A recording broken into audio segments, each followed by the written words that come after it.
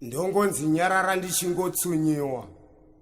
Vari kumatenga inzwaiwo chichemo changu. Kusadzidza zvino kwakandiparira ngava. Chakati tende pandiri chishavi chiya. Handina rukudzo rwandinopuwawo panyika. Ndongonzi nyarara ndichingotsunyiwa. Akangoti pfacha mukoma Tobhi chete. Zvingwa netunonaka twati chakata. Ndofaravo nchiti mumukanwa mombosukurudzwa. Kusaziva kuti kwandiri zvichavava segavakava. Masikati nobusiku ndichatsukira nebasa nhasi. Kutsime ndabvako nengoro mashamba zhou. Kudhibha ndazotevera vamwe vava kudzoka. Huni dzinoda kubanzurwa pamoto pashandwe. Kupedza izvozvo mbudzi inoda kuvhiyiwa. Kungopedza chete mombe dzoda kuenda kumafuro. Avosara vozvibaya zvavo vagoni. Rangu rinovhiwa ratonhora kare. Kubvunza vanti mukomana wezvipfuwo kushupa. Hembe handina, mudhebhe handina. Ifa uri mombe tichahadurwi pakukutiwa pavurai.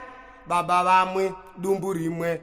Chero zvandinotaura hazvina mutereri. Ndongonzi nyarara chero ndikataura zvino musoro.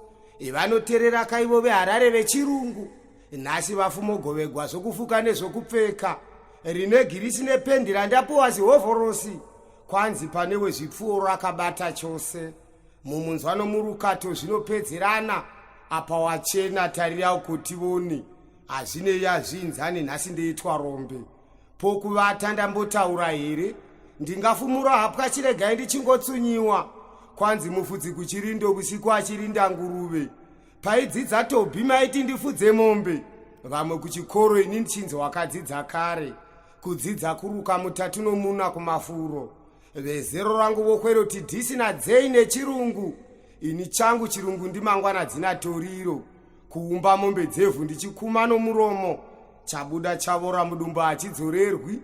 Kungotauravo zvinotererwa nani. Chandakapfeka hachindipipe kugara pane vamwe. Mai nababa venge vakandinhonga chokwadi. Asi kana asvika Tobhi wesutu nhema, pamusha panoridzwa ngoma mhuru ichipinda mumakomo. Ndezvameso muromo zvinyarare. Kutsunyiwa ndanzwa chasara kusuvuka.